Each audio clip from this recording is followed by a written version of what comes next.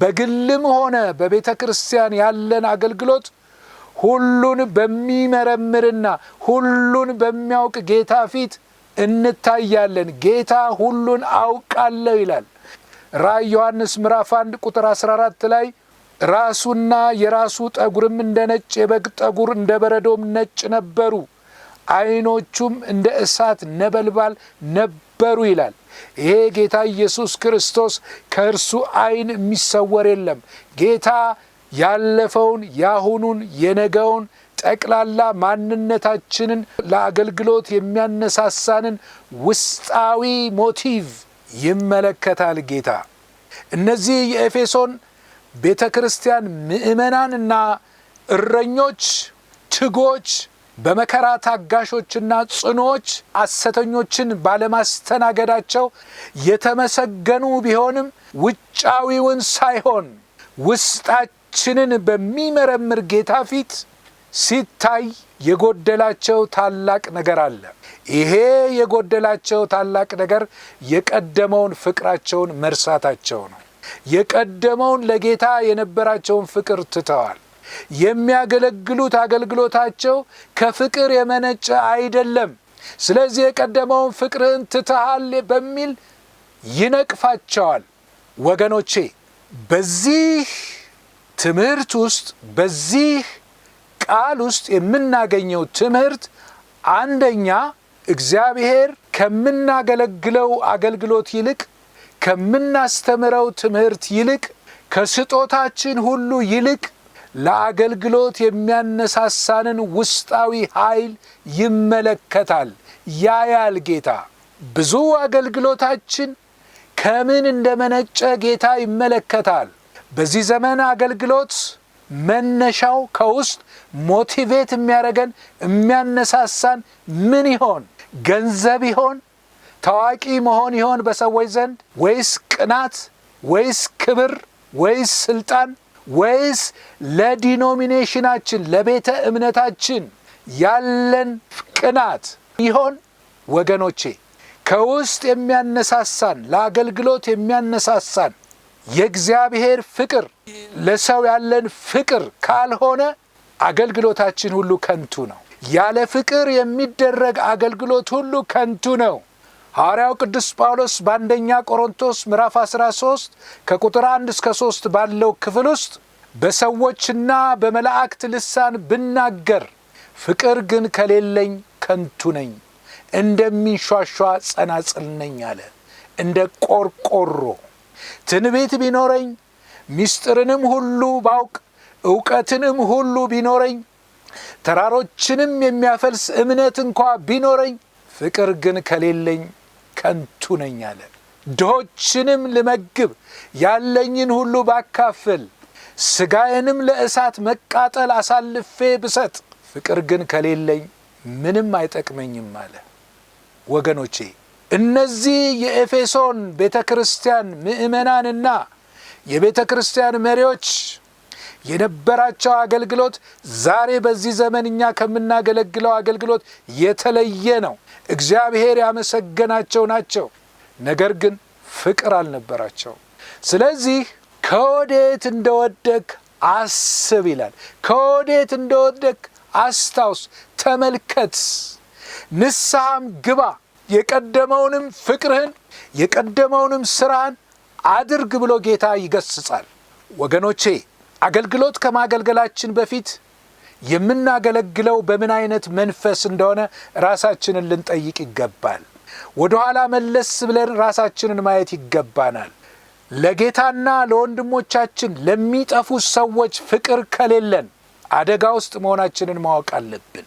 ራሳችንን ማየት ብቻ ሳይሆን ማዘንና መጸጸት ብቻ ሳይሆን ንስሐ መግባት ያስፈልገናል። እውነተኛ ንስሐ ከስህተት ተመልሶ በተግባር መታረም ማለት ነው። ንስሐ የአፍ የአእምሮ ጉዳይ ብቻ አይደለም። ንስሐ ከልብ የመነጨ መመለስ ነው። የአፍ ጂምናስቲክ አይደለም።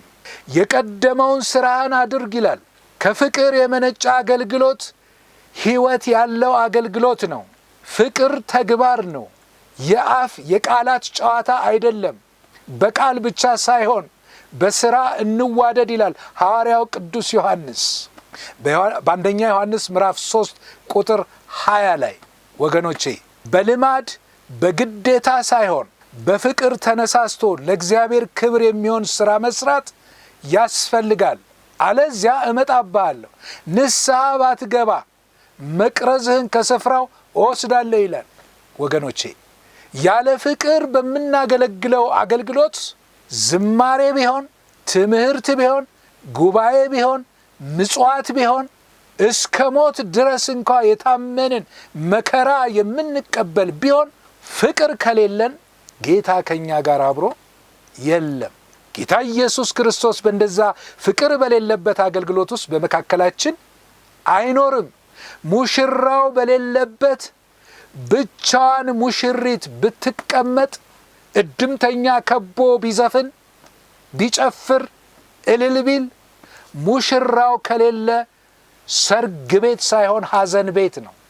ፍቅር በሌለበት ጌታ አይኖርም። ጫጫታ ነው፣ ሐዘን ነው። ሙሽሪት ያለ ሙሽራው ብትቀመጥ ምን ዋጋ አለው? ፍቅር ባለበት በዚያ ጌታ ኢየሱስ አለ። በዮሐንስ ወንጌል ምዕራፍ 13 ከቁጥር 34 እስከ 35 ድረስ ጌታ ኢየሱስ ለደቀ መዛሙርቱ እርስ በርሳችሁ ትዋደዱ ዘንድ እንደወደድኳችሁ እናንተም ደግሞ እርስ በርሳችሁ ትዋደዱ ዘንድ አዲስ ትእዛዝ እሰጣችኋለሁ። እርስ በርሳችሁ ፍቅር ቢኖራችሁ እናንተ የኔ ደቀ መዛሙርት እንደሆናችሁ ሰዎች ሁሉ በዚህ ያውቃሉ አለ ጌታ። የክርስቶስ መሆናችን ብቻ አይደለም፣ ዓለሙም እኛ የክርስቶስ መሆናችን የሚታወቀው በመካከላችን ፍቅር ሲኖር ነው። ያለ ፍቅር የምናገለግለው አገልግሎት ከንቱ ነው። በአንደኛ ዮሐንስ ምዕራፍ 4 ቁጥር 16 እስከ 17 ድረስ ሐዋርያው ዮሐንስ እኛም ይላል እኛም እግዚአብሔር ለኛ ያለውን ፍቅር አውቀናል አምነንማል። እግዚአብሔር ፍቅር ነው። በፍቅርም የሚኖር በእግዚአብሔር ይኖራል፣ እግዚአብሔርም በእርሱ ይኖራል አለ።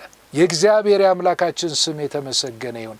እርስ በርሳችን ፍቅር ቢኖረን በፍቅር የምናገለግል ከሆነ በትክክል ጌታ ኢየሱስ በመካከላችን እንዳለ ይታወቃል። ወገኖቼ በማቴዎስ ወንጌል ምዕራፍ 7 የማቴዎስ ወንጌል ምዕራፍ 7 ከቁጥር 21 እስከ 23 ድረስ ያለውን አነባለሁ።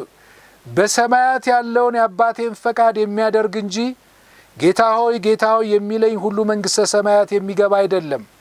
በዚያ ቀን በመጨረሻው ቀን ብዙዎች ጌታ ሆይ ጌታ ሆይ በስምህ ትንቢት አልተናገርንምን? በስምህስ አጋንንት አላወጣንምን? በስምህስ ብዙ ታምራት አላደረግንምን? ይሉኛል። የዚያን ጊዜም ከቶ አላወቅኳችሁም እናንተ አመፀኞች ከእኔ ራቁ ብዬ መሰክርባቸዋለሁ ይላል። ይሄ ጌታ ኢየሱስ የተናገረው ቃል ነው። እነዚህ ሰዎች አጋንንት አስወጥተዋል፣ ትንቢት ተናግረዋል፣ ድውያንን ፈውሰዋል፣ ድንቅንና ተአምራትን አድርገዋል። ነገር ግን ይህን ሁሉ ያደርጉት የነበረው ያለ ፍቅር ነው። ከበስተጀርባ እንዲያገለግሉ የሚያደርጋቸው ሌላ ነው። ገንዘብ ነው፣ ክብር ነው፣ ቅናት ነው፣ ሃይማኖተኝነት ነው፣ ብሔራዊነት ነው። ስለዚህ ጌታ የልብን ነገር ይመረምራል። ወገኖቼ ዛሬ በዘመናችን በቤተ ክርስቲያናችን ውስጥ የምናገለግለው ወገኖቻችንን የምናገለግለው የምንመሰክረው የምንናገረው የእግዚአብሔርን ፍቅር መሰረት አድርገን ነው። ራሳችንን ልንጠይቅ ይገባል። ፍቅር ከሌለን አገልግሎታችን ሁሉ ከንቱ ነው። በጥላቻ ማገልገል አይቻልም። በእልህ ማገልገል አይቻልም። በፉክክር ማገልገል አይቻልም። ለገንዘብ ብሎ ማገልገል አይቻልም። ለስልጣን ብሎ ማገልገል አይቻልም። ወገኖቼ አገልግሎት በፍቅር አገልግሎት በትህትና የሚከናወን የእግዚአብሔር ሥራ ነው። እንግዲህ ወገኖቼ ይሄን ያህል ከተነጋገርን የሰማነውን ቃል እግዚአብሔር በልቦናችን ያሳድርብን። ወስብሐት ለእግዚአብሔር አሜን።